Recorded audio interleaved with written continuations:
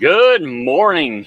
Look, I'm going to wait for a moment to let some people get on. I'm just going to kind of uh, go with it this morning. I've been up this morning reading the word, and I just wanted to bring you an encouraging word. So maybe everything's working correctly. Make sure that you can hear me pretty well. Yeah, there we go. So I hope you got your coffee ready. I got mine. Look at that. God bless USA. Anyway. I hope you got your coffee ready today. We're getting ready to do a parade. Y'all just be praying that the storm doesn't hit till after it's over. It's not supposed to, but we're gonna see.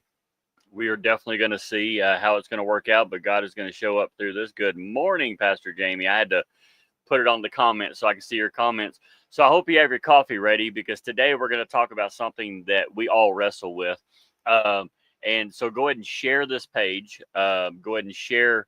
That way we can get it going so other people can join us for morning coffee and get encouraged with us. That way we can, encourage each other. Iron sharpens iron, so as one man sharpens another. So we want to make sure that we sharpen each other with the words that we speak. And sometimes the sharpening hurts, right? And then there are other times the sharpening doesn't really hurt as bad, but you know what? It's okay. But sometimes it hurts more than others. So we're going to talk this morning. I'm excited about the parade. I'm excited about the things that's happening, the doors that are opening, and God is doing some amazing things. Behind backgrounds, I was on a Zoom call last night with the Citizens for Life. We did the march back in June, and so it was a great Zoom call.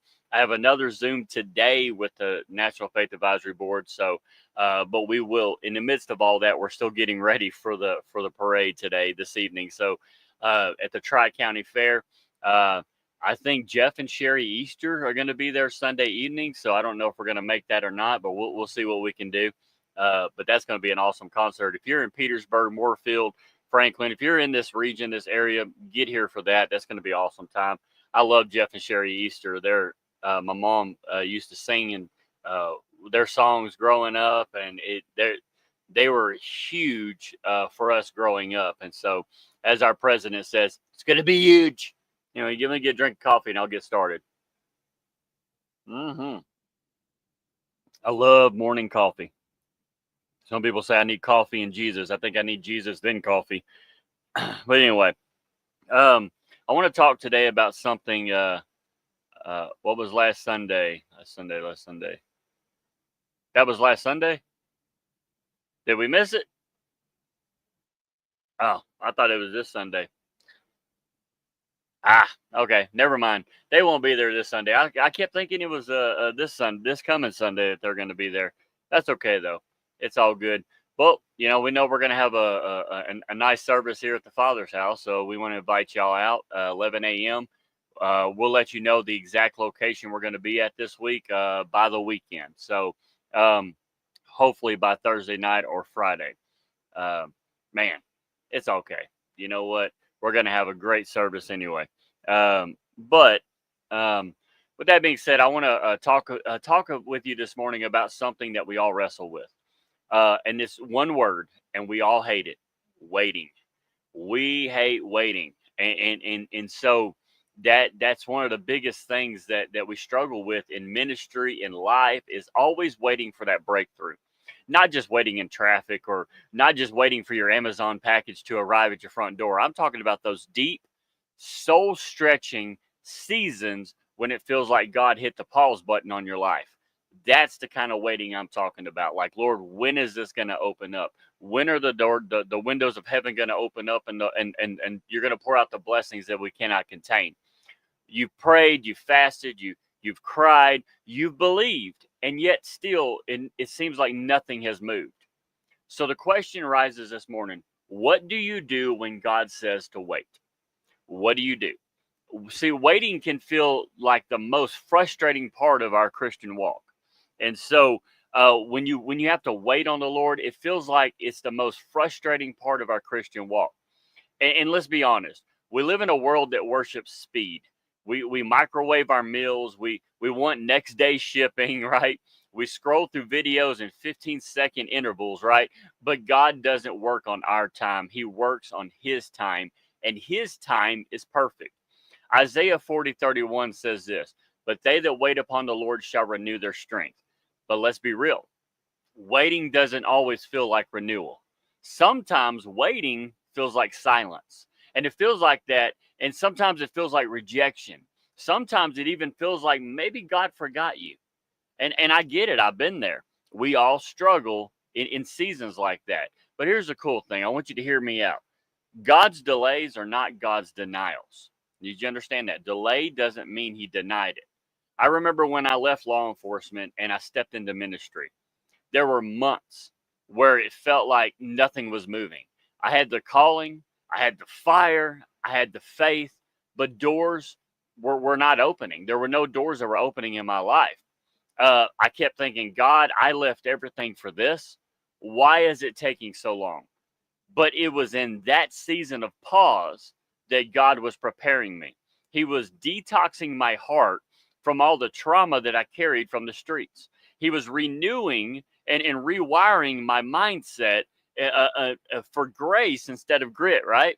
He was building the kind of patience that can only be born in silence. And waiting seasons are working seasons in disguise. Hope you got your coffee, right? Your waiting seasons, they're working seasons in disguise. You might not see it right now, but when God tells you to wait, he's not wasting your time. Okay? He's investing in your future. I want you to think about David for a minute. David was anointed king, but then he was sent right back to the sheepfold. Years passed before he was actually wearing the crown. Joseph had a dream, but he had to sit in a pit, then a prison, before he ever touched the palace. Even Jesus waited 30 years before he stepped into his public ministry. If Jesus had to wait, so do we. But we don't wait like the world waits, right? We wait with hope. Okay. Hope isn't just wishing something good might happen. Hope is the confident expectation that God is working in your life, even when you don't see it. Hope is knowing that he's not just preparing the promise for you, he's preparing you for the promise. Sometimes God puts you in a holding pattern because if he gave you what you prayed for right now, it would crush you. You're praying for marriage, but you still don't know how to steward your singleness, right? You're praying for a ministry platform, but you haven't built the private altar yet. You're praying for a breakthrough, but you haven't learned how to trust in the process. Waiting, I get it, is tough, and waiting is hard. So don't misinterpret the silence that you're receiving. Just because God is quiet doesn't mean he's absent. The teacher is always silent during the test, right? There's a reason in school that the teacher is always silent, because they're not to help you through the test. They're there just in case you need the help, but they are not to take the test for you. I want to talk to some people this morning who feel like they've been forgotten. You've seen others move forward. You've seen other people who've been promoted. You've seen others who have been healed, others who have been called into certain ministries, and yet you're still here in that same job, same struggle, same prayers. But I want to tell you something this morning. Your time is coming. Don't rush it. Because if you microwave what God intended to slow cook, it's going to come out half baked. It's going to come out half cooked, or maybe even sometimes raw. See, there's a blessing in the waiting. There's a reason scripture says that they that wait upon the Lord shall renew their strength. So it not lose it, right? Not fall apart, not question everything, renew it. They that wait upon the Lord shall renew their strength. See, God is actually strengthening you while you wait. Your faith gets deeper. Your discernment gets sharper. Your gratitude grows. So you don't get stronger by skipping the process. You actually get stronger in the process. I've learned over the years that there are 3 types of people in waiting seasons. So I'm going to list these types of people, and you just kind of check in your heart, see if one of these are you. You have the panicker. That's the people who constantly are trying to make something happen in their own strength and in their own time. They're panicking about everything. They see something happen, they start panicking. I got to figure out. Look, I've been the panicker. I get it. Look, I've been down that road. Panicking is not going to do anything but going to stress you out even more. Don't let stress beat you up any more than what what it already is. Then you have the pretender. The pretender, those who are faking faith. They act like it doesn't hurt them, but inside they're withering away. That, and I heard another preacher say it's okay to say, look, I'm not good right now. I'm struggling right now. Look, I'm gonna tell you right now, we've been in a season of struggle. It's been rough. And you know what? We've had people come against us, talk bad about us, talk bad about my wife. My wife didn't do anything to anybody, and they're just bumping their gums about her, and I'm laughing, and I'm going, look, you don't even understand. And what they don't know is I rebuke every word they speak against her, because I'm going to tell you right now, I know my wife and I know her heart. But when they start coming against her, who's probably one of the most humble spirits I've found in ministry in my life, who loves people deeply, it gets me on the side where I'm like, okay, Lord, I really need you to crucify this flesh right now, because I sit back and watch people and I gather information. If I wanted to, I can be that hateful person, but Jesus didn't call me to be hateful. I did get in a season of my life where I allowed my flesh to rise up. But then you have those people who are pretending. They act like they got it all figured out. They're like, oh, no, it's okay to say there's something wrong. It's okay to say, look, I'm struggling. I'm hurting right now. Then you have the planners. Those are the people who are saying, okay, God, since you're not moving fast enough, I'm going to help you out. See, you don't try to plan the promise. Don't try to plan what God is planning for you, because I promise you, you're going to mess it up. So you have the panicker, you have the pretender, and you have the planner. But then there's the patient one. That's the one who says, Lord, I don't understand this season, but I trust in you. I trust you through this season. I won't manipulate this season. I won't control it. I won't compare my season with other people's. I'll just be faithful in the field that you have me in right now. That's the patient. That's the patient person in the waiting. And we need to be patient in the waiting. It's hard. Look, you need to trust the process, right? Because God, you don't know what it's going to look like. And let me tell you something. The patient ones are the ones that God can promote, because they're waiting on him. Because here's the truth. Your character is forged in your waiting rooms. It's not forged on stages. You can't, your character is not built by the platform you build. It's not even built on during breakthroughs. Okay. It's built in the silence, in the slow grind that you go through, in the not yets.